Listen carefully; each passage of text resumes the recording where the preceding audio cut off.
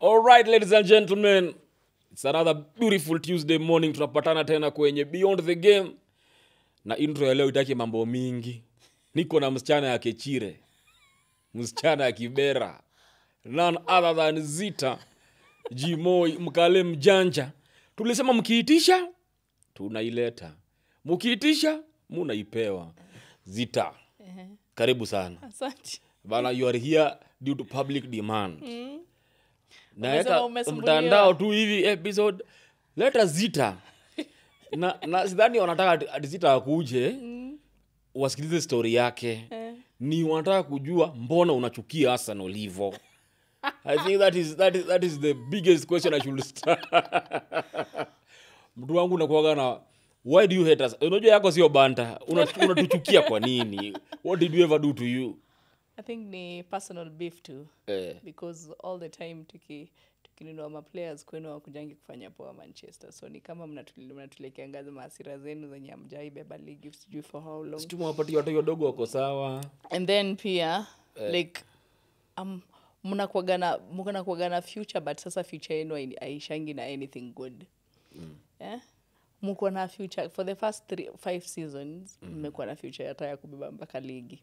Hata champe mngetaka mngebeba lakini sasa sijui ufika wapi. Sijui ni kama new tens uko ni mnaona hiyo kikombe ni kubwa mwezi beba. So mimi naye nakuaga tu personal beef na mkipigwa I'm always the happiest lady. Mbaya. Well, mmesikia nimewaulizia. Amesema it's personal. Pia nyinyi pia kuna mtu wa Manchester hapo pia najua ako tu na personal beef because nikieka hivi kama juzi unajaribu hata kuweka story ya rugby mademu walishinda. Wewe tuambie mambo ya Manchester wacha nje. Unajaribu kuweka tuko na coach mpya sasa hiyo Harambee Stars. Wewe tunajua ni huyu ni wa Manchester mlipigwa. Ni si wewe uzuri umejiitishia. They return fire with fire. I know. Which is good na wapenda. How have you been? I'm very okay. Hadi kitambi imeingia. Wakula fiti huko nje. Ni kupambana. Pambana. Unajua pia nikianza tena kukonda mtaanza kuongea vibaya. Utaanza kusema ni kama ulikanyaga waya fulani. Waya watu wakanyaga. Maintain. All right. Hapa tunaanzaga mostly na story yako from ukiwa mtoi. Si ndio? So unasemanga unatajanga Kechire kwa intro yako na pia unatajanga Kibera. Now today we have the opportunity for wewe tuanzishie story yako. Ya Zita before kuwe mkale mjanja. Of course mimi ni mtu wa kuzaliwa Ushago, mimi si wa Nairobi. Hii Nairobi nimekuja tu juzi but mimi ni wa Ushago. Of course penye nilizaliwa ni Kechire. But life yangu kutoka nikiwa 5 years kuendelea nimekuwa nikiishi na grandmother. So grandmother yangu ndiye amenilea sana mostly. Of course she passed on almost 5 years ago. But yeye ndio alikuwa kila kitu yangu grandparents. Sisi ni wale watoto tumelelewa na grandparents. Wenye grow up tunajuaga Mungu Bible read. Unajua nabaga Bible read. Usifanye kitu ama useme Bible read.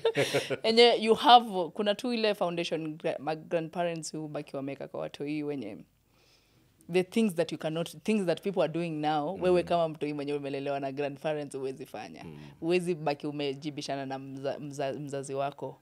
Unaelewa? Huwezi baki hata umebaki umesema sex was something very serious conversation ukiwa na parents whereby ukiwa shule unajuanga that is a forbidden, huwezi fanya anything ya ufala kama hizo. So unaona? So kulikuwa tuna hizo rules zenye ukikuwa na grandparents umekuwa nazo. Hizo ndio I think hizo rules zimenisaidia mpaka sasa hizi but mostly mimi nimekaa na my grandma. Nikakuja Nairobi nikiwa class 5. Si wewe unajua ulilelewa Nairobi. Wana nani? Hapo kwa grandma umesema from 5 years. Nini ili change ndio ukajipata kwa grandmother? I think madhangu pia alikuwa tu kutafuta unajua hii Nairobi hii inchi. So alafu the good part ni unafanya ukitafuta lazima tu kuwe na mtu mwenye unaamini kana mtu wako. So I think that's why nilikaa na grandmother sana. But again, grandmother took the biggest part of my life. Like mother buda walikuwa around, wameenda job, wamewaacha. Okay, si ni mostly tulikuwa watu wa single mother. Okay. Yeah. So nikizaliwa nilikuwa single mother. So nimeenda shule Kechire. Okay. Nikiwa unajua sisi ni wale watu wa mwendangi baby class, amwendi hizo zingine. Unaingia shule kama umeingia nursery. Ukionyesha nursery kama uko fit umeingia class 1. So but English nayo utajua ukiwa class 5. Juu unafundishwa kama umechora vizuri ni unafanya hivyo, lakini English nayo watoto waocha mostly. I think size hizi ndio imeintroduce hizo PP1, PP2 something, but hizo time zetu zilikuwa tu Nairobi kuna hizo PP1 but lakini ukiwa nyumbani ni nursery. Yes. After nursery unaingia class 1. Na hiyo class 1 unaweza ingia the same. Class 4 actually walimu wanakufundisha na mother tongue. Mother tongue ama Kiswahili. Mwalimu wa maths anaongea kama sasa sisi mwalimu wa maths alikuwa anaongea Kikamba. Unaona? Actually the only subject mwalimu anaongea Kizungu ni English. Watu wengine hata science anapana examples na Kikamba ndio muelewe. Unapata? Ndio muelewe vizuri. So mpaka class 5 ndio nilikuja Nairobi. Sisi ni watu tulimezoea kwenda shule mgutupu. Hiyo nilikuwa normal. Umamka asubuhi ujaoga, unapita hivi nyasi iko na maji, unafanya kama wala nyasi iko na maji, umepiga mguu, umeingia shule.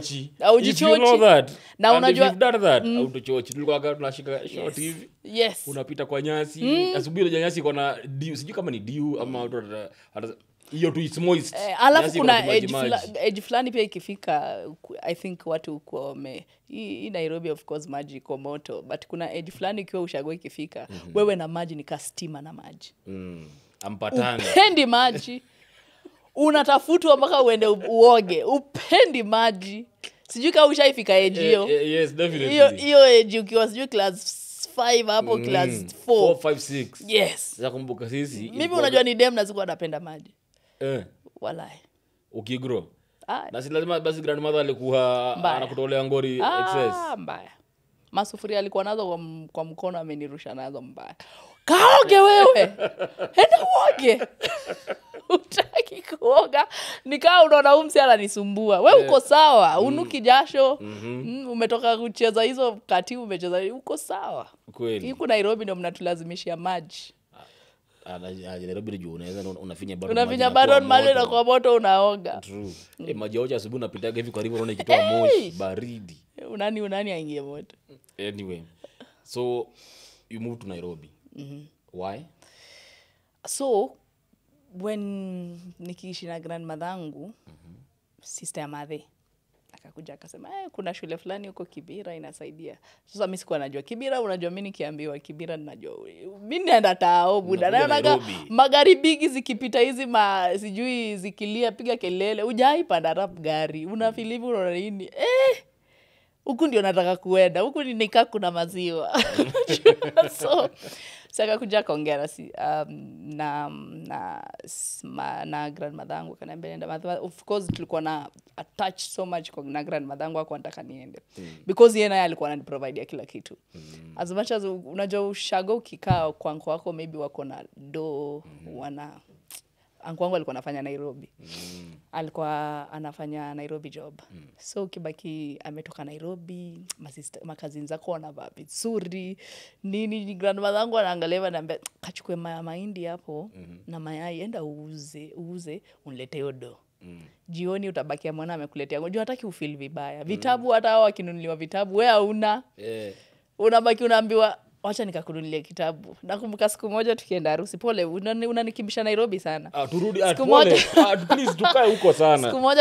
Nakumbuka siku moja actually unajua sisi Katho ulikuwa wale ni dancer wa church. Unajua because mimi nimegrow Katho. Babu yangu alikuwa anafundisha hizi nini za Katho hizi mpaka upate sacrament. So ile Saturday nayo ulikuwa unapatikana kwa boma. Ule mzee anaweza kutoa mbio. So umefanya hivyo manzao unasikia kuna harusi. Kuna siku nimekuwa kwa harusi ya I think beshte tu ya family walikuwa wanafanya harusi. Unajua sasa mimi ndo nilikuwa si mjuaji, napenda kufanya kazi, nikaambiwa unasimamia harusi. Mimi nikiangalia hivi sina kiatu buda. Unaniambia nisimamia harusi na sina kiatu. Sina nguo, unajua mnaambiwa mfunge leso, mnunue leso zimefanana, unajua hiyo akatho mimi na top ya white. Of course yuko na una kiatu. Auto hiyo kanisaidia kiatu. Unajua harusi na ni wazazi wake aliwasimamia harusi. Harusi ya wazazi wake ilisha hivi. Hivi kani nimesimamiwa nitoe kiatu nirudishe. Wala Mungu moja. Harusi ni yao. Harusi ni yao. Wamenisaidia kiatu jioni wa Nairobi buda. Ni watu wa Nairobi. Wewe kwa ushago umezoea kutembea miguu tupu, wewe unasimamiwa toa kiatu. How would that make you feel? Of course bad, but again mimi wewe ni mtoi unasema kiatu ya wenyewe unapeana. So umepeana tu, but hiyo kama sijaisa mpaka saa hii, which means it created iliniguza mali. So nikatoa viatu nikapeana, tukarudi tukakula. Ngoja kiatu unatolea church ama home? Sasa si unajua mkishatoka home unaendanga kwa kina familia hiyo ya wasi kukula. Mko sasa huko pale watu wanakula. Kukula. Sasa unatoa viatu unapeana, juu unajua wewe umezoea, lakini sasa 10 sana juu ushazoea kutembea mguu tupu. December to December wewe. Uko sawa ukitoka shule hivyo umejua lunch time unajua unatoka shule. Kitu ya kwanza ni lazima ng'ombe kunywa maji. Ng'ombe uende maji, ng'ombe karibu ndoo fulani kama 3 hivi, weke maji ndoo ng'ombe kunywa maji. After ng'ombe imekunywa maji, of course mnaikiwa food kama iko nyanyako amekutengenezea food, kama umeshatengeneza ama upike wewe mwenyewe, unatengeneza kuna hizi matawi za malenge. Haraka umepika ugali, umeenda. Unajua sasa wewe hata uko class 3 but unajua kupika ugali. Umepika ugali umeenda. Ukisharudi jioni unajua kuna pisi yangu ya land iliko ishaye kwa mahali, lazima niende nilime. Ukuje ulime, ukuje ukule lunch. Na unajua hiyo kulima umetoka umechoka, juu hata utaki kuoga, wewe umedoze tu. So utajimagia zile maji nimekuambia, baadaye ukienda job so unelima imeisha. So I think ilikuwa tu life nimezoea, unajua. So after hapo ndio hiyo opportunity kakuja. Actually they wanted someone to come. So nyanyangu suggest nipelekee huyu msichana wangu aende Nairobi. Akachukua hiyo opportunity. Na hivyo ndio nilijipata Kibera. Okay. Ulikuwa shika kama before? Hapana, nakuja na nani? Wewe ndio ulinileta. Wala. Nakuja na nani Nairobi? Hiyo time mimi kwanza ukiingia hapo unajua hiyo time gari zilikuwa zinabeba excess. So ukiingia hapo wewe hata umeketi kwa ile engineer pale mbele juu wale wanakalishaga watu injini. Hizo waga ni moto. Buda umepiga engine imekuwa moto. So unajua basi hapo mbele. Unatoka kabisa mpaka Nairobi. Na umekaa hapo kwa engine. Juu sister madhangu alikuwa na watoi pia watoi kama yeye ambeba mtoi, wewe uweze enda pia kukaa juu yake, na wewe ni mtu msembigi uko class 5 saa hizo. Umekaa engine hapo wewe ni Nairobi unataka. Unajua mtu yako Nairobi sasa class 5 ni mdogo sana, like vile unasema wewe ni msembigi. Sasa si mimi ukiwa ushago ukiwa class 5 wewe ni msembigi. Ni ukweli. Wewe ni mbigi ukiwa ocha because unajua kupika ugali kwanza unajua kupika. Mimi nilijua kupika ugali, babu yangu akiniambia nipigie madogi ugali.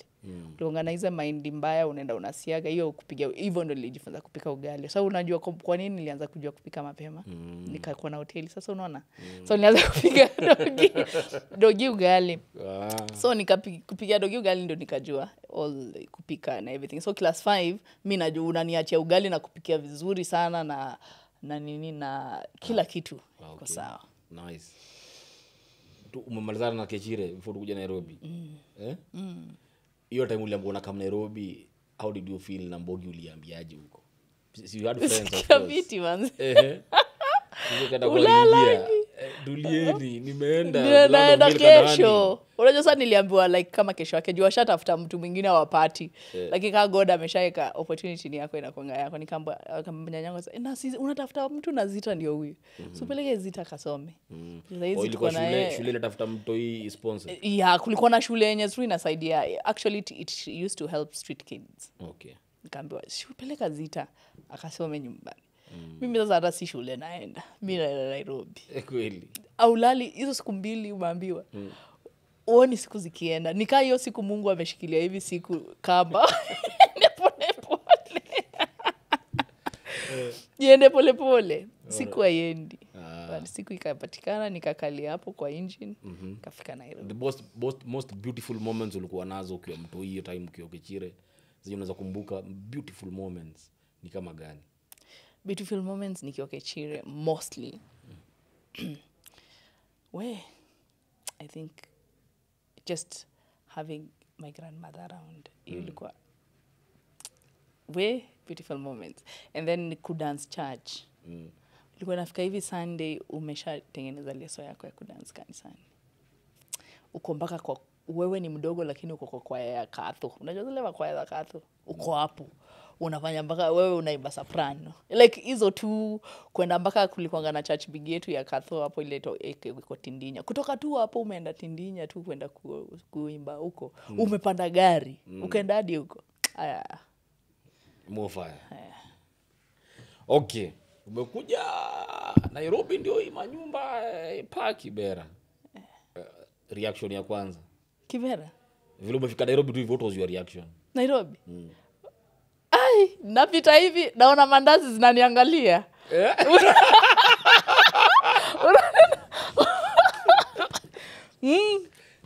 Napita hivi naona mandazi. Mandazi nakulaga sijui after maybe grandmother yako Kobole. Lakini hizo zimeandikwa tu na Kibera. Ukipita hivi mandazi. Unaenda hivi unapata kuna mpaka sweet za Sumuni. Unapita hivi unaona kuna tu food kila mahali. Yaani wewe unaona uko paradise. Unajua kuna food kila mahali. It doesn't matter hata kama unajua nyumba za Kibera na kuanga room moja basi ya katikati. So huku aunti yangu analala na nini, sisi hapa tumekaa hapa, kulikuwa na bed nyingine hapo mimi nalala na kazini yangu. Maisha inaendelea but wewe uko sawa. Ukituma mafuta ya taa ya mbao unajua unanunua 18 bob. Kuna mandazi za bob. Umekula mandazi za bob. Nilikuwa nashika do buda. Nilikuwa fiti. Shilingi 2. Ai.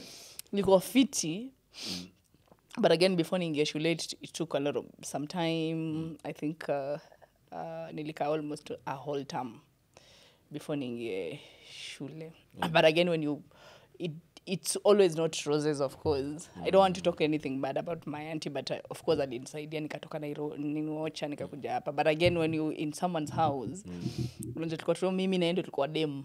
Alafu cousins zangu walikuwa machali na buda yake. So wewe umekuja, nimekuja mimi sitaki kujua. Wewe unafanya hata ukifanya mfanyakazi wewe bora wewe uko sawa. Wewe bora unakula unadozi story imeisha. But your time before uingie chuo unasema probably mtu mwenye ajui hapa ni kwenyu angefeel wewe ndio house help kwa hii hao. Lakini ukaamua. But mimi kitu God alinipea nile. Mimi sikuwahi kata kufanya kazi. Mimi sikuwahi feel ile design yenye ati ni siendi job ati ni mimi mfanya kazi. Hapana. Unapiga. Mimi naye niko sawa. Ni venye tu jaini ona nikijamu. Niko tu sawa.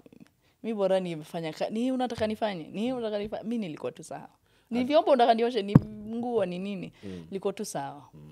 It doesn't matter kama hata food ni kidogo, mimi niko tu sawa. Na did you at any point ever feel like kama utaenda shule?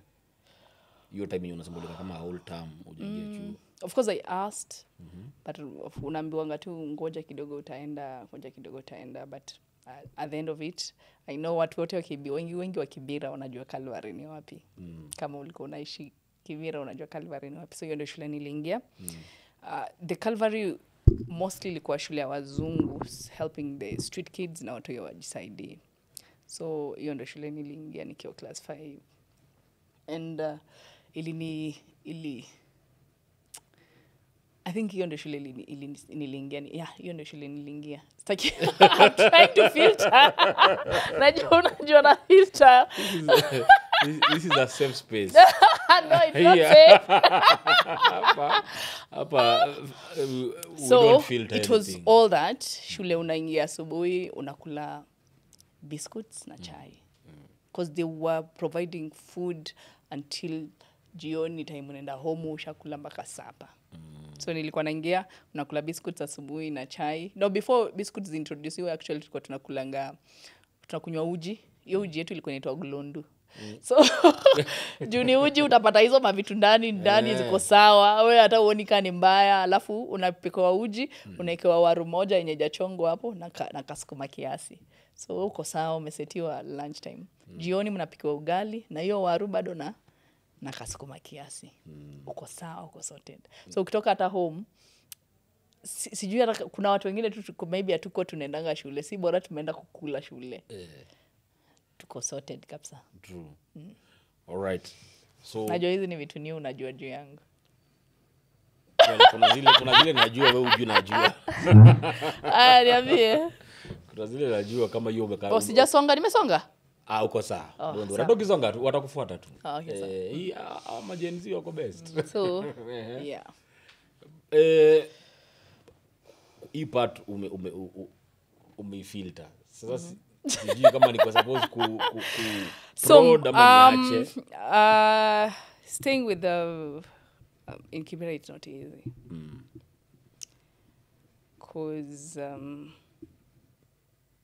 mostly, of course, mandazi iko hauna do wenye unaweza buy. So kulikuanga na mama. Mandazi was my, nilikuwa napenda mandazi. Kuna shida mingi sana zinafanyika. So kulikuwa na mama fulani, because of course hata nikienda time nilikuwa naenda shule maybe unafuata uko na bob ununue unaitwaje maembe, unajua unafeel watu wako na 20 bob wewe unata bob. So kulikuwa na mother fulani hapo opposite kwetu alikuwa anauzanga changa. Alikuwa anauza changa, alikuwa Muislamu, alikuwa anauza. Okay, iko sawa, endelea. Alikuwa anauza changa. But alikuwa ameolewa kwa Mluya. Okay. So alikuwa anauza changa, alikuwa na watu wawili, Dem na Charlie. So mostly nilikuwa najua chums za kwenda kumle. So yeye alikuwa anapika. But chums za kupika mimi nilikuwa najua. Nenda ananiambia kama ni 5 liters. Unajua sasa mimi mtu ikami nikibeba changa, karawa hizi nisimamisha. Nikibeba kitu mbaya karawa hizi sema hizi suspect kitu. Unajua nenda kwa ilikuwangi very umesema ni iko sawa proceed. Ilikuwangi very nini. So nilikuwa nabaki amenituma kama ni 3 liters najua ni wapi nabeba naenda uko Katwekera uko ndani. Najua place inachukuliwa, mimi nimemletea, mimi sijui one thing ukishaletewa hii side nyingine wanaongezaga maji by the way.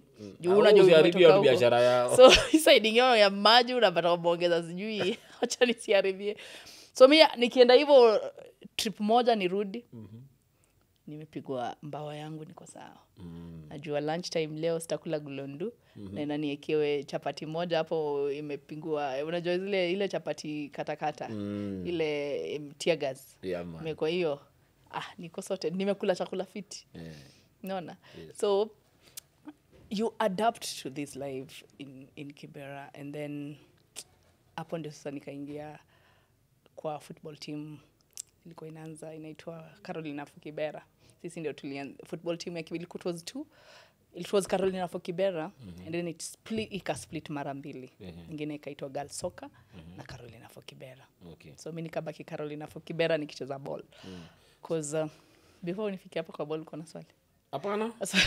So nikicheza ball kama kuna kitu linisaidia sana nikiwa Kibera, I think it's part of playing football. Because nikitoka shule niko zoezi. Nikitoka zoezi niko home nafanya shughuli, napika, naosha vyombo ama nafua weekend nini, najua nenda zoezi. Sikuwa mtu wa story mingi, actually sikuwa mtu wa story mingi sana. Hata ukijua ati sijui wachezaji wameenda sijui sherehe wapi, unajua nasikia tu sherehe baadaye, sijui F2 sikuwa najua. Mimi sikuwa najua taoni wapi. Toka nikuje Kibera, land Kibera nilifika Tao. I think the first time nilifika Tao ni I think tukikuja kuona hizo crusade zilikuwa hapa, nikikuja na aunti yangu. Nakuja kumizoma crusade, but unafika crusade unaenda, but nikikuja peke yangu Tao. It was the first time when I was going to look for high school. Mimi nilijitafutia mwenyewe high school yangu. So I think it was Nani alikuintroduce kwa ball? How did it come about ukajipata kwa Carolina for Kibera? Niliambiwa tu kuna timu ya Nani alikuambia ukacheze ball? Sikulikuwa na mapapers wanapeana. Timu inafomiwa ya madem. Who came about with the idea of form team ya madem? Na what was the reasoning behind it? I think Carolina, it's more about a community-based organization. Not community, it's a NGO. Okay. Ni NGO bigi sana hapo Kibera. They do a lot of things, but mostly they were into girl child. Mostly. So, mimi sasa sinaona tu watu wanaenda kucheza bola. I think hiyo idea ilikujanga nikiwa chuo. Juu mimi nilianza support Manchester United kitambo nikiwa primo. Hata huyo Charlie Evans nikikwambia alikuwa deskmate wangu. Akikwambia hizi vitu hata akiniona ngasema, "Wewe ule ni Zita." Unajua wale watu wamekuona ukistruggle kwa life wakikuona saa hizo. Ni wewe. Ambaye ni mimi ni God manze.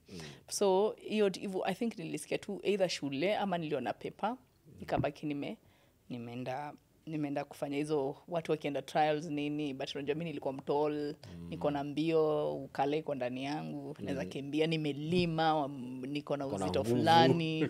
Unajua nimelima ushagoni, unajua sasa nimetembea mguu tupu, kasi na kiatu naweza cheza tu na mguu tupu, mimi sina shida. Unaelewa? So I think even though ili but again ball pia ilinisaidia from a lot of things. Nasema hivyo. Peer pressure. Peer pressure. Of course,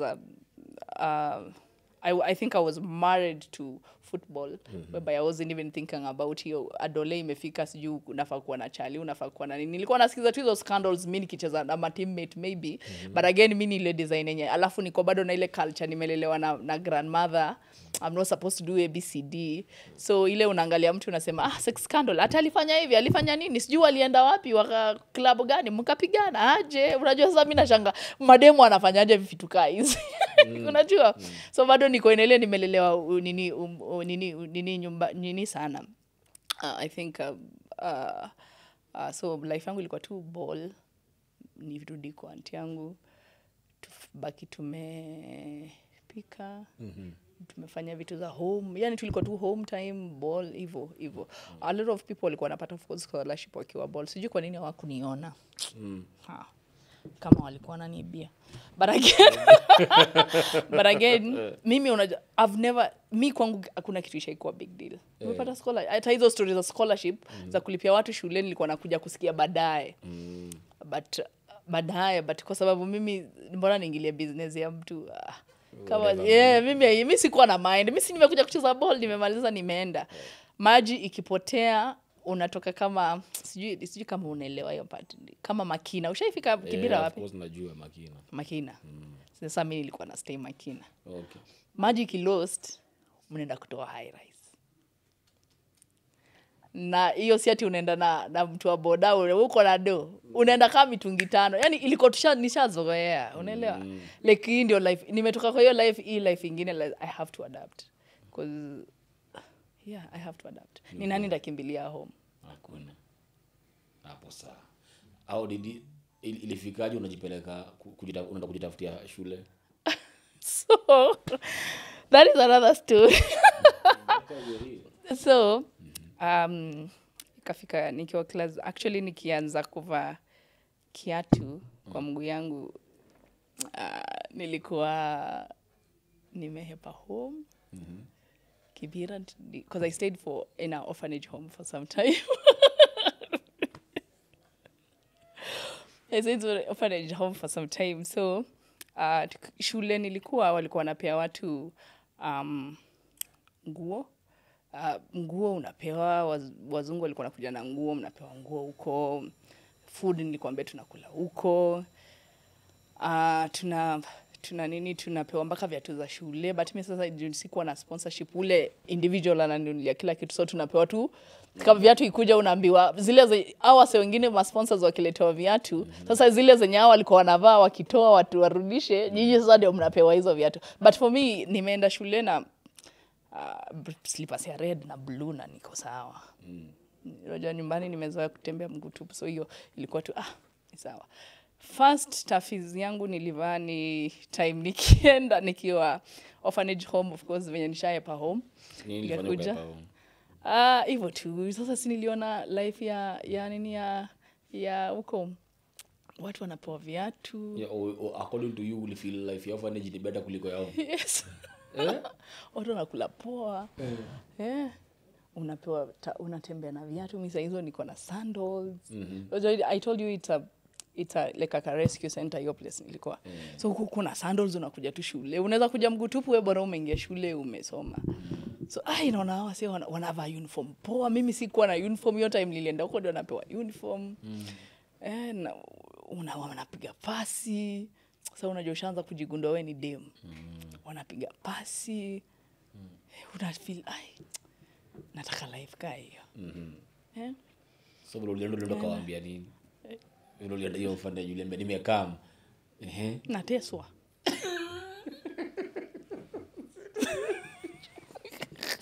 Sifai kucheka. Yeah, okay. Niambie tu mimi nateswa, mimi sitaki kukaa huko na aunti yangu. Okay.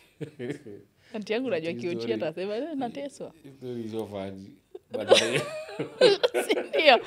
Alafu and the good part is what walikuwa na orphanage home, they knew me very well. Okay. Like church praise and worship, mimi nilikuwa na lead praise and worship church, so they knew who mimi ni nani. Ile of course wameniona na slippers 24/7 shule, wanashanga wazungu watu wanashanga msichana anangata viatu. So hivyo.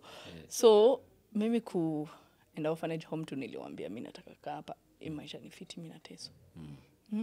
Wakakubali. Wakaniambia, nikaenda kaambia basi cheki mimi nataka kuishi orphanage home. But again kuna kitu pia walikuwa wamepropose niende huko kukaa huko. So nikaenda nikakaa orphanage home. Nikachukuliwa orphanage home. Okay. Nikavaa kiatu yangu, buda nilikuwa napiga nguo pasi. Timetable iko, unakula chapo ndengu, unakula mchele. Unakula vizuri, si ugali na sukuma kila mara, uko fiti. Kiatu ingekusumbua kuvaa. Ilikuwa safi. Mtu ajukanyaga mngeleta vita. Nikaanza kuwa ka dem sasa. Juu mimi nani nilikuwa na shorts. Mimi ukiniona nikienda hivi ball. Nikirudi. Mimi niko tu na shorts za ball. Nguo ni mbili, uoshe urudie, hiyo nyingine kikauka unarudia. Okay. So kwenda orphanage pia niliona unapewa manguo. Unabaiwa manguo Christmas. Hiyo unajua nimekaa karibu 5 years sijaenda Ocha. Niko tu Kibera. Napiga tu round Kibera. Ndaenda Ocha huko tu. Okay. So nikamaliza class 8, nikatoka class 8 kinda orphanage nikakaa. Ukaa, so unajua ukishamaliza class 8 wanaangalia what next. Nikabaki nikatoroka tena kidogo, nikarudi kwa aunti yangu. No, wakinipeleka boarding, nikasema okay, I'll be staying with my auntie because boarding. Nikikuwa primo, before nilina boarding nikiwa form 2. Okay. So hii shule yetu yenye nilikuwa hiyo Calvary, walikuwa na provide primary school, secondary school ilikuwa under primary school, ilikuwa inaitwa Mashimones Quarters, which ilibomolewa juu ya barabara huko Kibera, huko Mashimoni. So kwa tuenda huko like Mashimones Quarters, unaenda huko high school, mnakuja hii side nyingine, mnakula lunch, mnarudi hivyo. So huko hivyo tu ndio nikasoma form 1, form 2, tukiwa na Evans by the same huyo best yangu. Form 1, form 2. After form 2 I think I was still hapo kwa orphanage. So mwenye orphanage nikaambia mzungu, nikamwambia I want to go to a boarding school.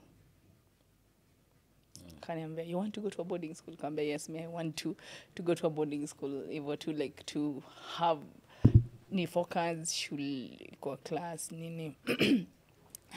So after nimemaliza hiyo the second term of form 2 ndio nikaambiwa naweza tafuta green light, naweza tafuta boarding school.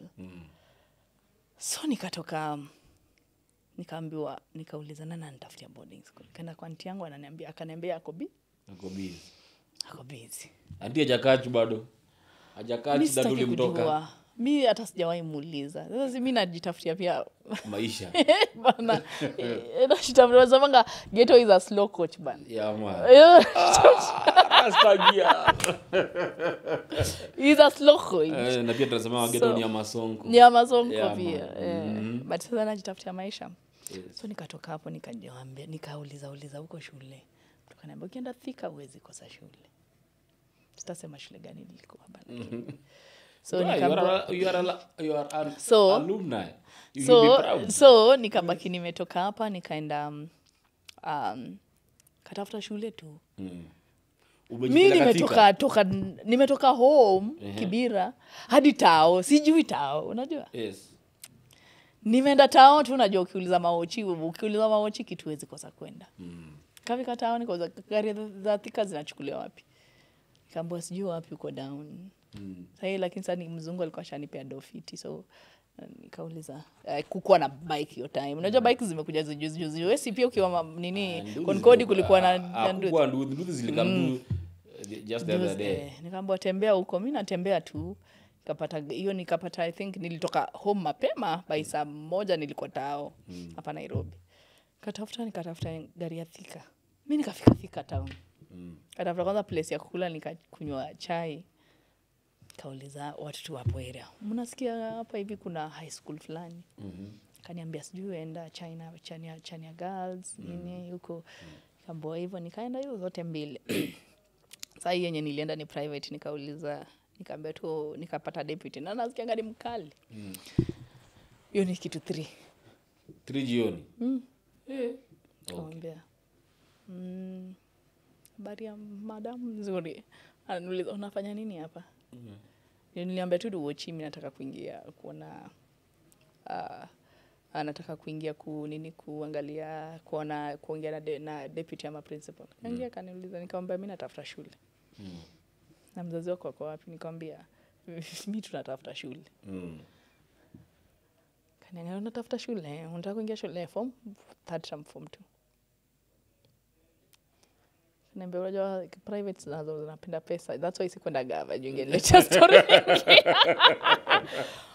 Akaniambia ni sawa. Ndio hiyo, akanipea zile mavitu zao, sijui prospect nenda kuangalia. Nikapeleka mzungu kwamba ndio shule anataka kwenda. Mbona kwenda shule? Sasa unajua nikarudi, nikatoka Thika nikatembea tu, bado nikarudi nikachukua gari nikarudi Nairobi. Nikafika home. Nikamwambia aunti yangu mimi nimepata chuo. Naenda lini? Nikamwambia sijui naenda lini. Napata chuo. So nikaenda nikafanya shopping ya list kila kitu. Unajua uendangi na kila kitu. Baada ya juu nimepewa do, nimeenda kufanya uniform pea 2 nini, kila kitu nimeenda nayo. Nikaambiwa akaniambia sawa ndakupeleka shule. Alikuwa na Nissan. Vitu zangu zote nikapigwa ndani ya Nissan. Nikaenda chuo. Mimi naingia hivi chuo, watu wananiona na mzungu. Wanaona uni songo. Nimenunuliwa hadi ati chocolate that unafanya tu hivi ndani ya maziwa unakunywa. Hivi nimenunuliwa hizo vitu. Mimi nikiingia hivi shule watu wajui nimetoka wapi. Lakini naingia kama mdosi. Nice. Kaingia shule hapa kama mdosi, wademu wengine wa form 4 kaniibia wenye wananiibia. Wakanifundisha kwa kujaribisha. Wakamwambia welcome. Sasa unajua bado mimi ni deadly ball. Hiyo time tu ndio ball inacheza. Deadly ball. Nilikuwa top scorer hiyo area. Wako magazeti huko. Lo. Lakini sasa akili ya kila mtoi wa hiyo chuo. Alijua Zita is coming from a very big family. Na ameletwa na mzungu na Nissan. Unaona? Yes.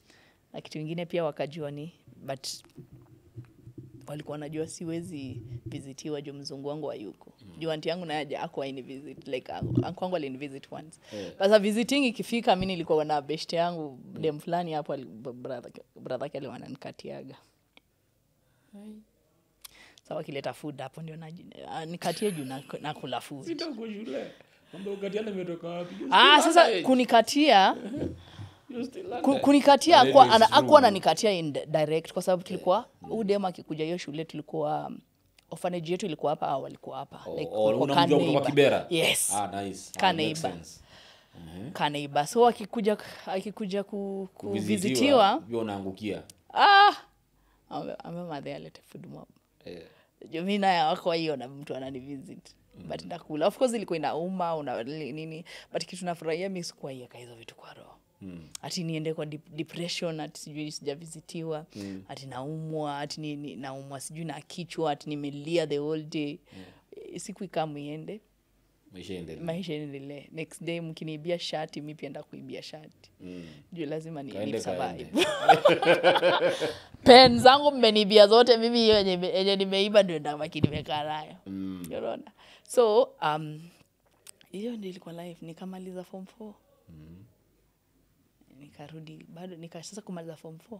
Wakaniandika kwa orphanage kama big orphanage buda. Mimi ndio naandika naeka kila kitu chini, food kilost nini. Wananilipa 3,000 nikipata hivi 2 natumia grandmother yangu. Juu hizo sisters zangu walikuwa bado wanaishi na grandmother yangu.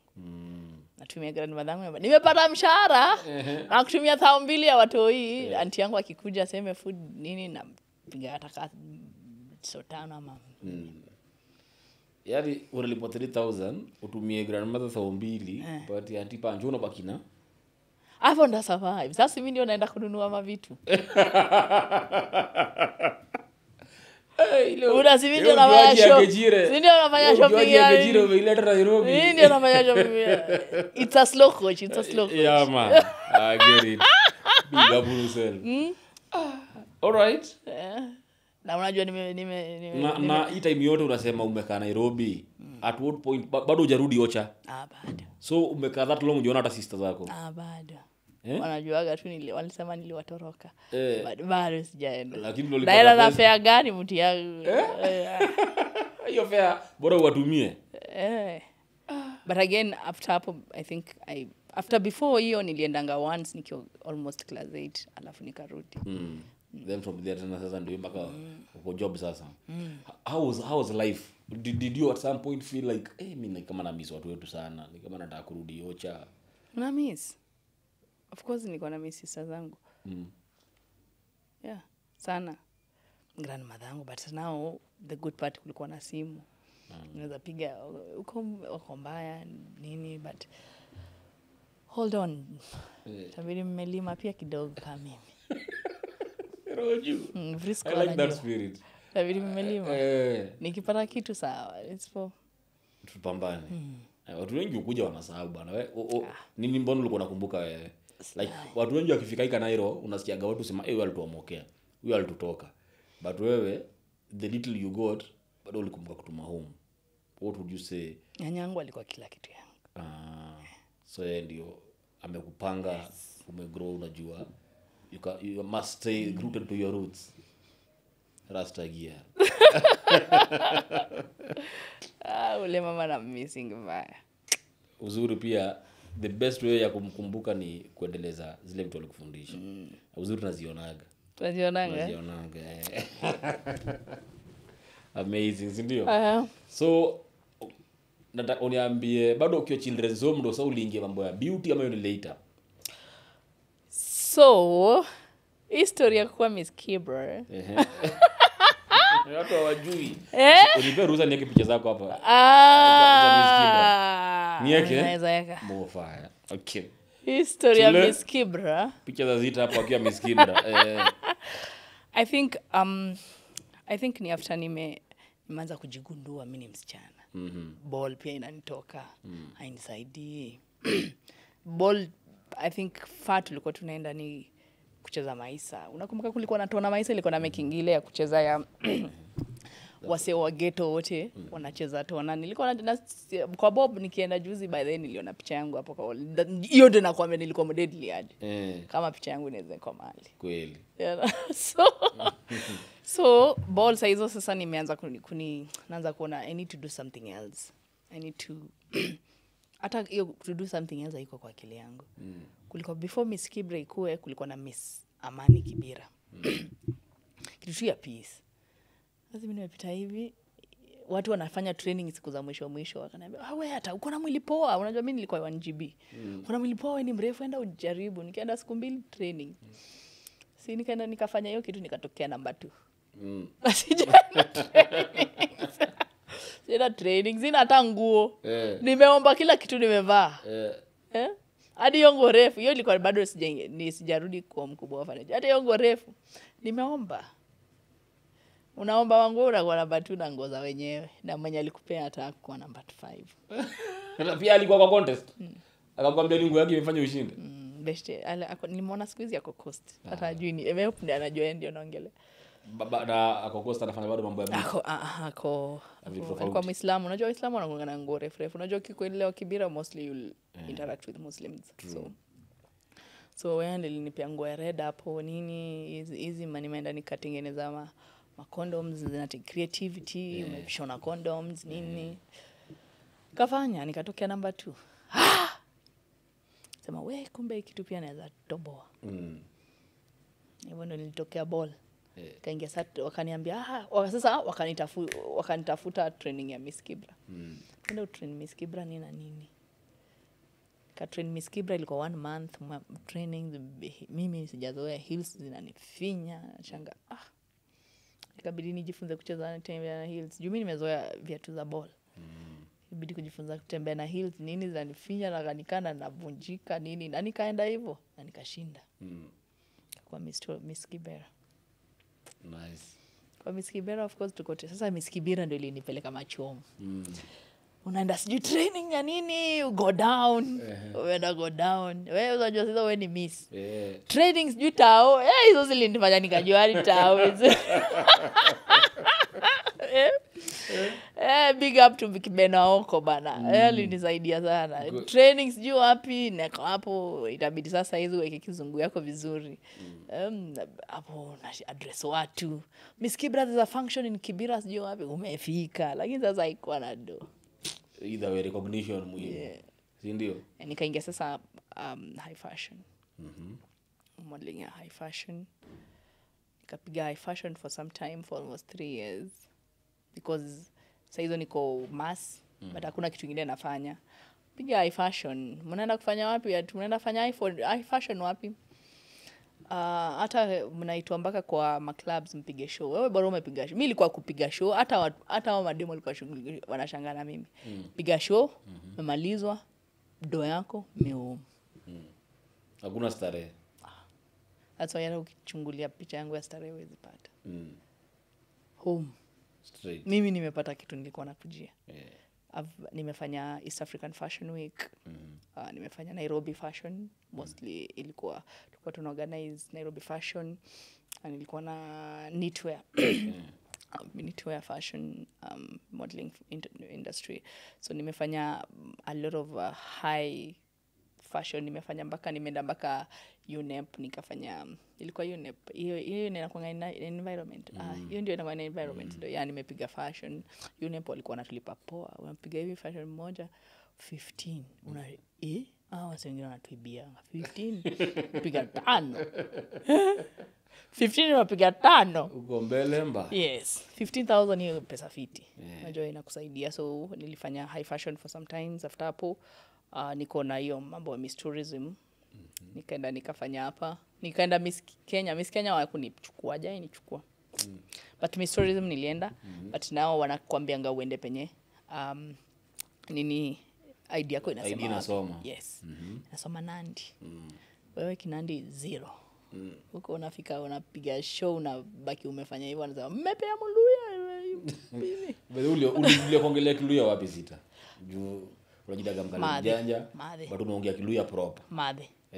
hata wewe si Kitanzania unajua jua nani jua madhe madhe naye anakuwa ana dominating vitu mingi zone madhe hakuna lugha inaitwa Kitanzania hiyo kichoro ama ya kina madhe ni actually ni Masai ni Masai but sasa uko TZ itakuwa Meru so madhe but father ni Mnandi alikuwa Mnandi so hivyo tu nikafanya Miss Tourism nikakuwa 2 terms because the other one nilikuwa hiyo nyingine wa organize nini huko nikafanya of course uko nayo lazima mfuko wako ikuwe fit kama account yako haiwezi kukuwekea do mtu anaweka do mingi ndiye anapewa Miss Tourism Kenya so poleni sana nimetoa siri so So alafu ina depend pia county kwa aje. Kama county pia mko na scandals mingi mnataka kufichilia because mnataka mtu wenu ashinde so.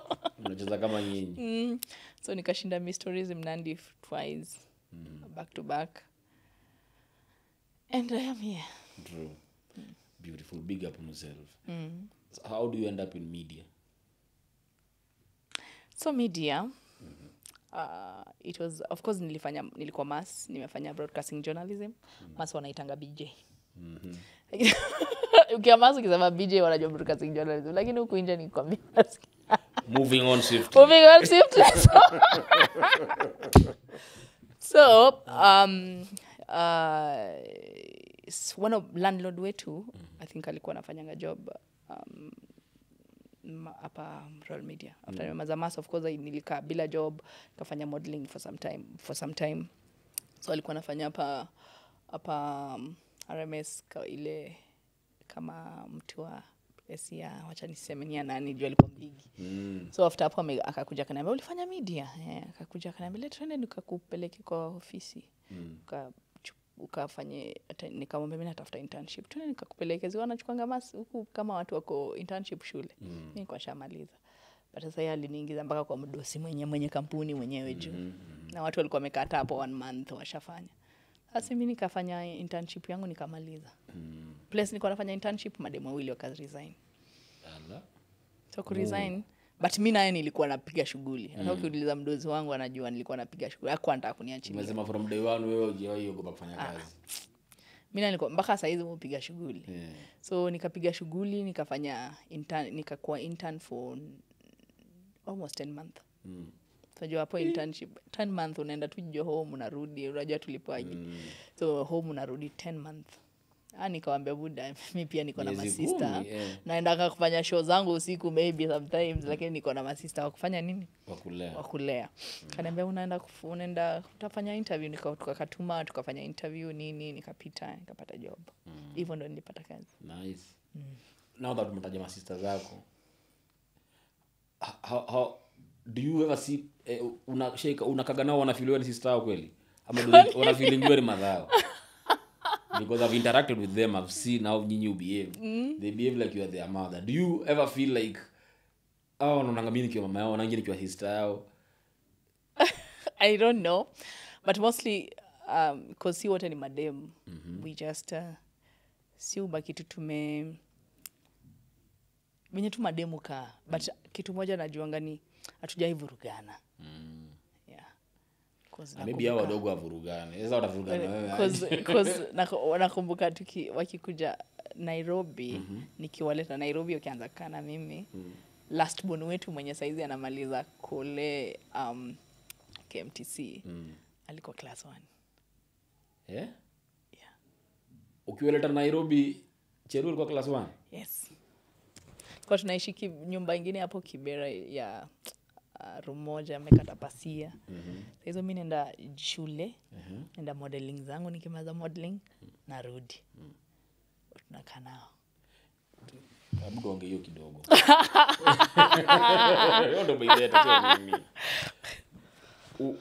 Bado sio ati uko na job. Si ndio? But una feel need ya kwenda Ocha uchukue siblings wako wadogo wale Nairobi ukae nao. Why? Nini nakupush?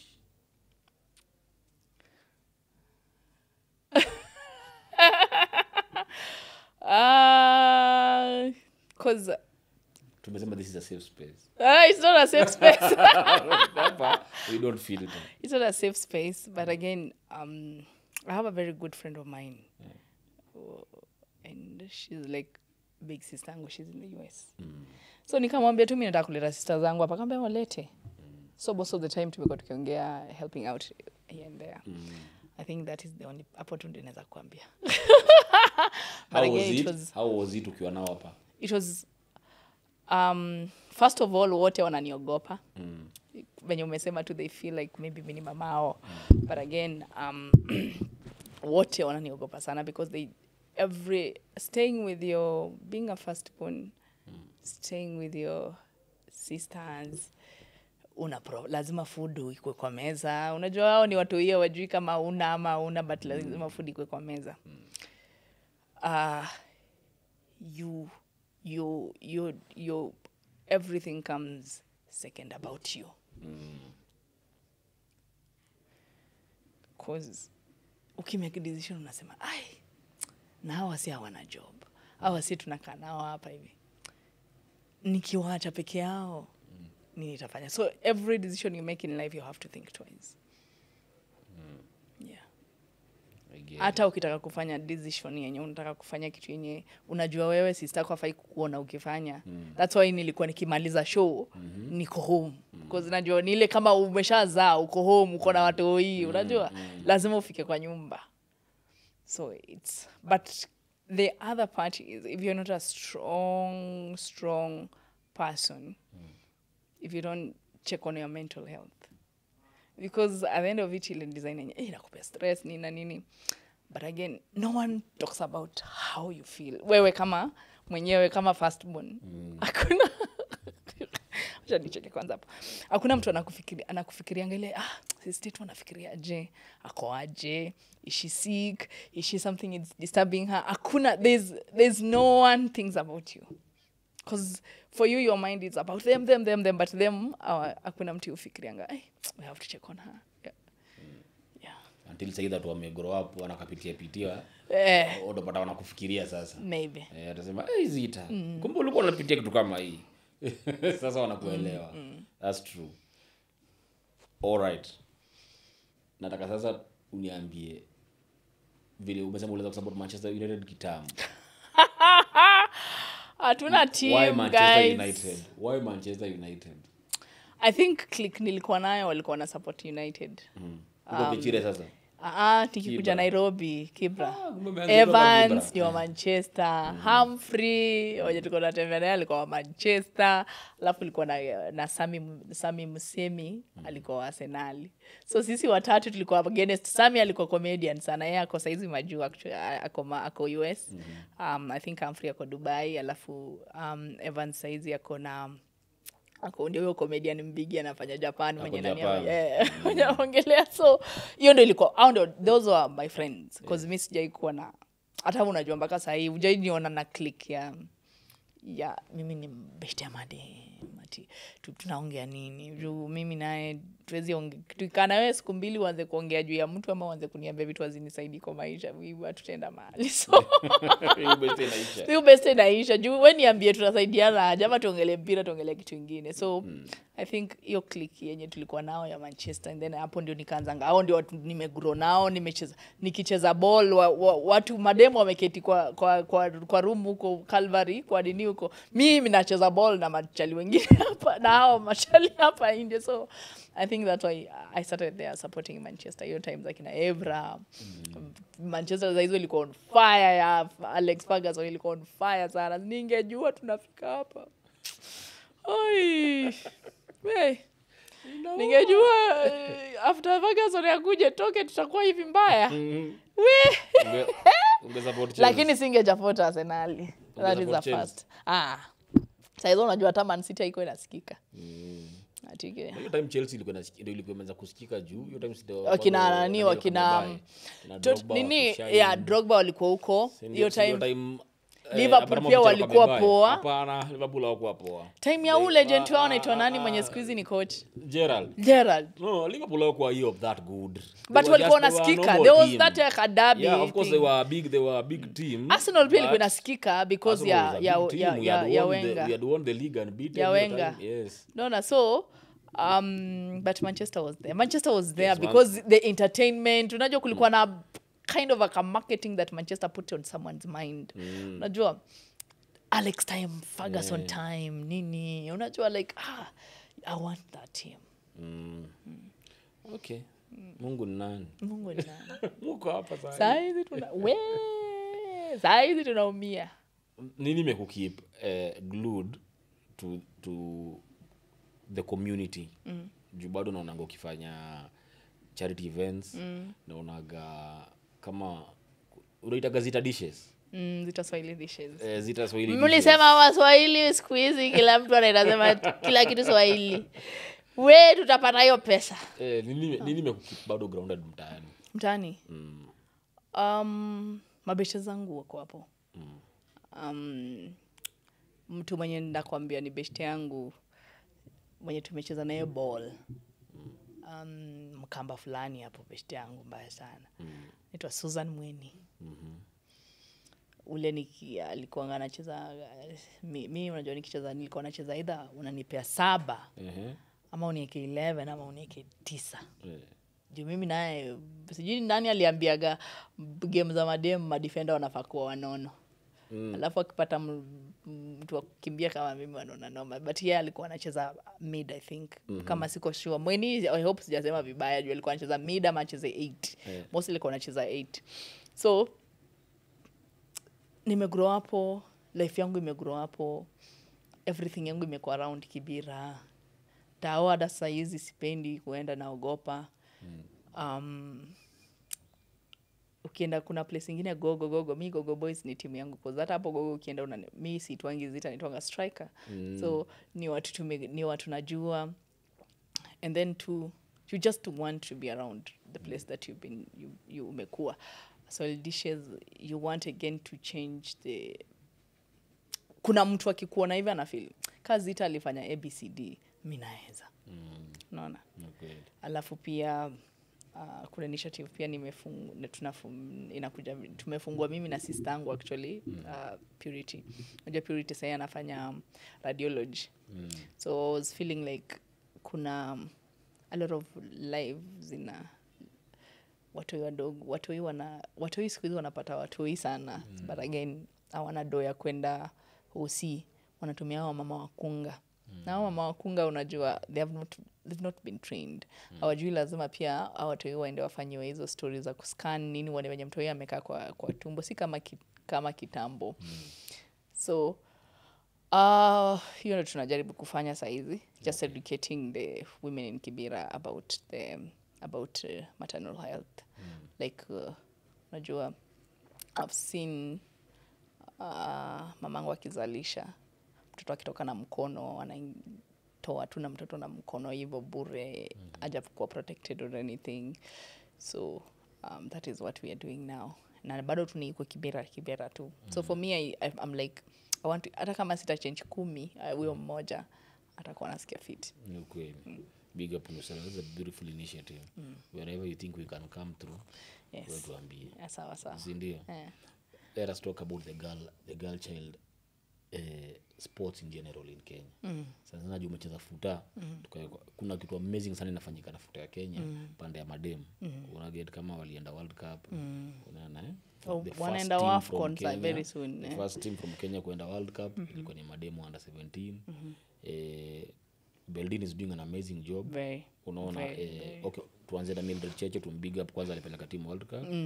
Beldin ndo huyu akitupigia tu hiyo game ya Oktoba, si tunajua tu sisi tuko AFCON. Kabisa. Tuko AFCON tumeingia.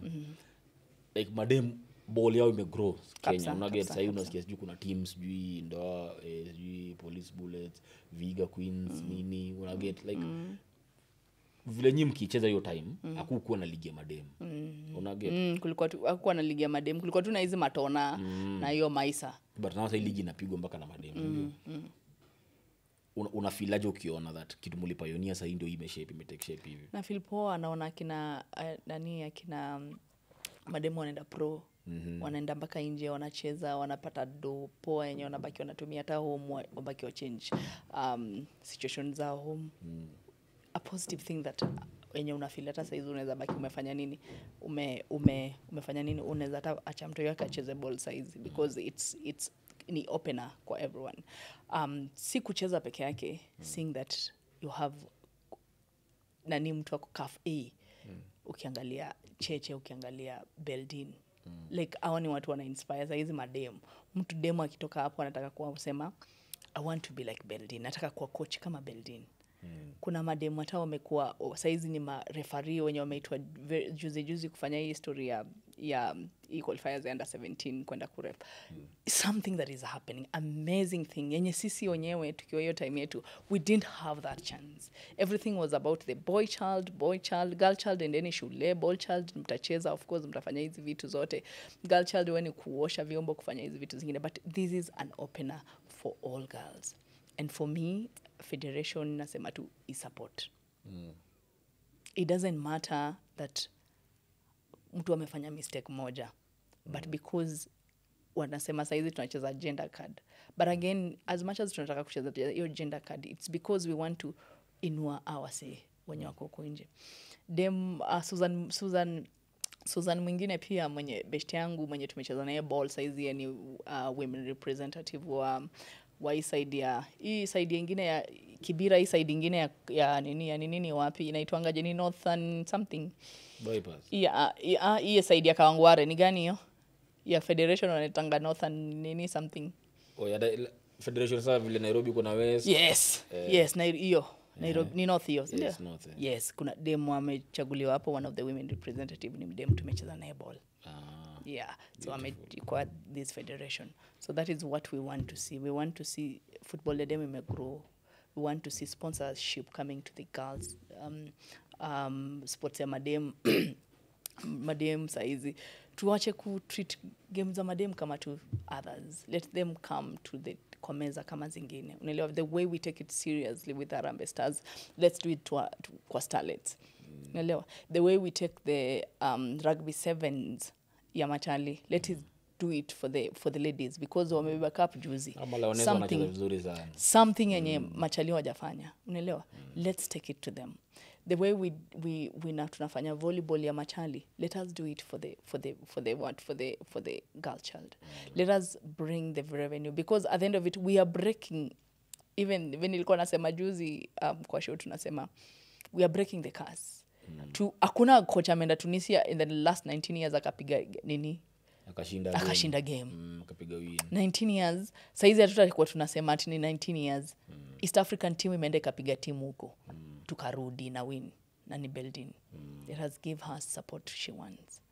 Nelewa. It doesn't of course we will talk, tutaongea vitu zote, we will abuse her of anything, but there's a look of the positive things she has done. Ukiangalia hiyo Kenya Women Premier League. Kuna makochi Machali huko kama timu zote, si ndio? Nani ameshinda league unbeaten? Ni Police. Beldin. Tusimpe pressure, wacha afanye kazi yake. Venye tumeamua coach pia mgeni afanye kazi yake, wacha tuachie wengine pia wafanye kazi yao. Nice. Yes. Big up yourself. Hapa sasa hii meza lazima unipangie. Staki. Hatuna team Manchester, napanga nini? Panga? Siwezi panga timu yenye kila mtu ni selfish. No. Nini shida ya Manchester? Nini nakula vijana? Kitu najua ni kitu yenye inasumbua more of the youngest players. They don't play like a team, they play as individual. Most of Manchester team, most of my players ukiangalia hata Garnacho achezi kama team. Haizi chukua pass ape Casemiro ape sijui nani Holland afunge. Yeye anataka kujichezea jionyeshe yeye pia ni mtu anataka kufunga. Unaelewa? Na it's at a problem kwa even teams hapa Kenya. I've seen, I watch niko na hiyo app yao ya watch game. Is it okay if I can call it here? No problem. Azam. Niko nayo kwa simu. I follow and watch every game. Utaangalia kuna team inacheza kama as a team. Ina succeed more. Kwa sababu ukiangalia Tusker inajua tuko na top scorer wetu. Tukipata pass tunajua ni nani tunampea. Afunge. And that's why he's a top scorer. Shabana saizi wanacheza ka team. Shabana, they're not saying like individual brilliant ya kila mtu. Shabana wanacheza ka team. And that's why they're getting that result. No. Ni timu gani unafeel like jezi kama team? Staki I don't want to nini. But team yenye tunajua tunafeel watoi wadogo, let's advise them to play as a team, but not siku ile lazima tu nipigiwe nini kelele sijui wapi. But kuna timu inacheza na watoi wadogo na inacheza poa sana. Kariobangi Sharks. But they are playing like a team. That's true. It's a very is a ule anaitwaje hiyo midfielder wao mkijana nani Golo akishika mpira anajua anafaa kupeana huko ama ni playing as a what? As a team. Si kucheza kama nini as a unit. Madhara yako pia siku hizi bado Sharks ball wanacheza ni ya Madhara. Hii ball hii mpira ya kupaka hii ni yetu. Wacha nikwambie, unajua kitu wenye Bob May his soul rest in team. kwa nini ball ya Islando inafanya fiti sana? Because ya hizo kuna kuangana hizo under 10, under 20, under 15 nini yenye ili introduce na Maisa. Whereby hapo ndio unapatanga Kariobangi Sharks wanauza 24/7. Kariobangi na Mathare wata offload 24/7. But at the end of it, hata season ikianza hivi wako na timu imesha gel na wanacheza the same system. Because ya hiyo hizo maanders. Mufa. Sio tumeepa hapa. Anza naonana pale. Niambie unajua mlituambia mnashinda Europa na mnashinda FA. Nani alikwambia? Mtandao mmekuwa mkiimba bana. Sio ati nini mmekuwa mkituambia ati you know. Please give me nitumie screenshots nione. Are you winning the Europa? As I said, if we start playing as a team. Tuache kucheza game kwa sababu mimi nacheza. Do you think that it was a good move kufuta Ten Hag? As Amorim made you better. Amorim, the problem he has, unajua most of the players anatumia saizi ni Ten Hag alifanya signings. Amorim amefanya signing gani? Obi. Na huo Dogu. Sikia, Obi, Heaven, Dogu. Si ndio? Yes. 3 signings. Na uliona game yetu tukipigwa na Fulham, si ndio? Dogu alifanya of course mistake. It's normal. Mbona Onana alitoka kwa keeper na Mona mtu akaenda na ball, si ndio? But again, did you watch Heaven? Yes. Did you watch Obi? Yes. How was it? Perfect. One thing in common. 3 signings. Yes, no, hao wili umetaja one thing in common. Wametoka Helen. Sawa. Ndio nakwambia, yeye amefanya signing 3. Yes. Unajua? But hiyo signings amefanya it's because za hizi FIFA nini sanctions za hatuwezi nunua players hizi kama hatujauza. Okay. Na player hawataki kwenda because they're getting good money which they're not working at Manchester. Kuna mtu aliniambia zingi anaitwa Zing. Kisipendangi. Ndoga nani huyo Manuel mwenye anakaa kama nani? I don't. Watimienyu. Zingi. Toka nani?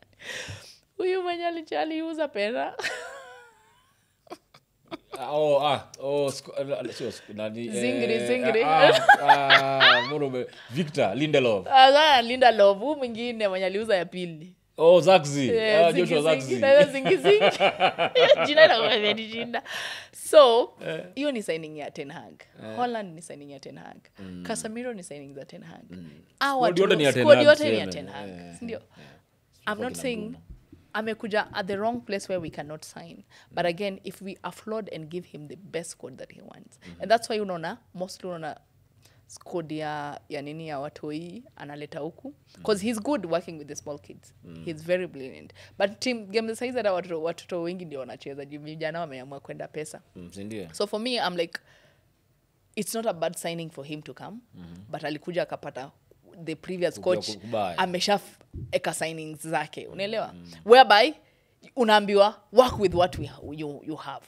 Working with what you have wako kwa system ya Manchester wewe umekuja saa hizi uwezi niambia unaelewa mimi napata 350,000 per week wewe unapata ngapi ka coach upati hata kunishinda unaelewa kiburi naingia yes okay. Mwingine anasema ati anaambiwa na kijana mwingine ati sijui freedom which freedom wewe mwenyewe ulienda na freedom na hata au perform Chelsea hebu achana na watu wa Chelsea shauri yako Simuli mfukuza anacheza Champions League saa hii. But nikuulize. Si Rashford anacheza Champions League. Nani? Rashford. Achana Rashford. Freedom aliambiwa na nani Sancho? Mimi natokiongelea Sancho. Sancho hizi game ameperform nini? Ameperform nini? Niambie Chelsea kama hawatamdrop. Sasa hizi hata sioni kana anunuliwa. Atarudiwa Manchester yenyewe anataka sema si freedom. I'm so happy nani amesema ako sawa nini Aston Villa cause mimi najua nayo mnai atamtumia vizuri. Kweli. Yeah, but ilikuwa tu kata kiburi ya hao vijana venye wanakanga hivi pamoja watoanishe. Okay. Will you sell Onana? Sema sasa wewe ni Amorim unapanga sasa squad ya next season. Season imeisha sasa. Let's not work with sasa tuende step by step. Wale vijana wa Ten Hag alipata. Whom do you keep? Who do you sell? Tuanze na Onana. Do you keep Onana, do you sell? Very early in the morning I'm selling him. Onana? Yes. Silly mistakes. You are doing silly. You can be a good goalkeeper, but you're doing silly mistakes in a cost team. Goalkeeper number ni venye tu Onana, hiyo contract goalkeeper yake. ameenda, so there is Baidin. Yes. So we play Baidin. He's a good one. He's a Okay. good one, ni venye tumpei playing time, but he's a good one whereby naweza pata amepewa, but kwa sababu contract ya Onana inasema lazima acheze. Hizo contract za wanaandika za ufala. Lazima acheze ukijana kae nje. So, But again, kwa sasa umeuza Onana, si ndio? Nimeuza. Ubaki na Baidin. mimi naenda uza kila mtu, nikanda baki na player watatu. Haina shida, twende. Huyu ni Baidin, si ndio? Haya. Hapa Dalot siku hizi anapiga hapa, lakini tumemleta Dogu. Dogu ako sawa hapa, si ndio? Ndio kwa sawa. Okay. Mistake tu kidogo ya maybe tension hajazoea kucheza kwa Theater of Dreams. Inakuwa more fire. Inakuwa more fire, but Haya. Backline hapa Licha, though anashinda ameumia sana Lisandro. Do you keep or sell? kama ananipea pesa mzuri ya kupata defender mwingine Utamuuza. ndamuuza, but I 50-50. I'm 50-50 with him. Okay. But again, So siwezi kuwa na player. Sasa right now mko na Mazrui huko. Delete tuseme Victor anaingia tu kama sub, si ndio? So delete Harry Maguire. Si ndio? Maguire is my captain. Pale Napenda Maguire. Maguire Mimi naye hata watu wakimvuruga napenda Maguire. Si ndio? Haya, so tuweke hapa Lenioro. Would you keep Lenioro? He's an 18-year-old boy. Akona prospects. Your place kwani Heaven haizi cheza. Okay, Heaven it is. Do you keep Mazrui ama unauza pia? Ai, niuze Mazrui nani anichukue? Hiyo ndio signing yenye ukijana mzee alifanya ya maana. Okay, Mazrui hapo, si ndio? Haya, kwa mid. Kuna huyu kijana wenyu Kobe Maino. He's injured, but I'll keep him. You'll keep him. Yes. Si ndio? Ni venye tu bado ako na utoi mingi, but I'll keep him. Okay. Nimuoneshe how seniors Play. Okay. Manuel Ugarte. Do you keep Ugarte, do you sell? Ugarte ametusaidia Jos. Na unajua kwa hii squad yako bench delete, I'm just saying, Unajua tu bench delete. Watakuamkia kwa mtandao. But nimeka Heaven amenichezea fiti. Ni sawa. So umeweka Heaven na Maguire, Mazrui, Dogu, si ndio? Because najua Maguire when he plays with a small boy anajua kukaba mtoi. Okay. Hiyo ni kitu nasema kwa sababu delete neza siwezi toa nini Maguire nieke delete. So delete acheze kutoka bench. Maguire has the leadership ya kucommand defense. I get it. Naelewa. That's why ndeka huo mtoi. Mazrui of course anajua kucheza fiti. Nani umesema huko tumeka nani? Hapa, si huyo Dogu mwenye Mulibaye. Huyo signing ya Amorim. We? Doku tu ni hiyo tu, lakini mimi ndamweka. Okay. Haya, hapa tumeweka Kobe Maino. Si ndio? Kaya kwa ni watu. Hii squad ni ya watoto. Ni watu hii. Wanacheza ball sasa hii. Hapa tunaweka Ugarte. Si ndio? Okay. Alafu Bruno. Would you keep Bruno or would you sell Bruno? I will keep Bruno. You'd keep him. He doesn't have quality of leadership, but no, sijasema umtoe. Nimemsongesha tu. Nasema quality yake ya kukua, the only problem niko na yeye hiyo kukua captain. Siwezi pia mtu kama yeye kwa sababu ni mtu ana react haraka. Unaelewa? Ni mtu ana react, yeye anachemka bure. But again, he's a good player. For the past 5 games tumecheza ni kama Bruno amechezea team peke yake. Okay. Garnacho. Would you sell or keep? You can bring in Rashford. Rashford ako on loan na mjauza. So you have Rashford, Sancho, Garnacho kwa hii namba. Unachezesha nani? Nauza kila mtu. Nani mwingine kwa academy? Tujaona mtu anataka kuja piga hii namba. For me, you have 3. Ama would you buy? You have Garnacho, who's from your academy. You have I know he's from my academy. You have Rashford, same thing. You have Sancho. Kati yao watatu unaweka nani hapa? I will uza Garnacho. Dauza Sancho. I will keep Rashford. You know why I'm saying I'll keep Rashford? Because for me, I think we truly as a team we did not take care of Rashford's mental health. Ni kama alikuwa ana go through something after ameachana na dem, something. That's why alikuwa utampata sherehe, and of course mostly amekosana na coaches because ya sherehe. But if you have a coach who is a leader, you will sit down useme ukijana wewe ni coach, ndio? Ukijana kuna kitu anaweza nipea. But ana go through as a team, as everyone, to let Rashford down. All right. Because he can be, unajua Rashford akiwa on fire, he's the best. That's true. Umeona amepeana assist ngapi nini Aston Villa? Because he just wanted that piece. Aende afanye nini, apige ball yake, atulie, acheze ball. Amepeana assist ngapi? 3. Si ndio? Na ameenda lini juzi. Something that he has not been doing at Manchester. So for me, I will keep Rashford, sell Freedom Fighter, and sell and sell the Garnacho mwenye hataki kucheza na timu, anacheza peke yake. Okay. Aya, hapa katikati Rasmus ama Zaxi? Boy. Okay, kuna story pia mnataka Victor Osimhen. Buy Osimhen, sell but the other two. Kwa hiyo umeko Osimhen hapo, si ndio? Alafu huko mwisho ile kijana wenyu wa Ivory Coast. Ayo Amada, aende wapi? Aende wapi ule kijana? Utachezesha Amada hapo? Na nani mwingine hapo? Si ni Anthony ako on loan. Pia ana shine mbaya sana. So you have Amad na Anthony kwa hiyo namba. Who do you play? Keep Amad, sell Anthony bana. Anthony is receiving man of the match awards daily at La Liga. I don't care. You are not showing me that at Manchester.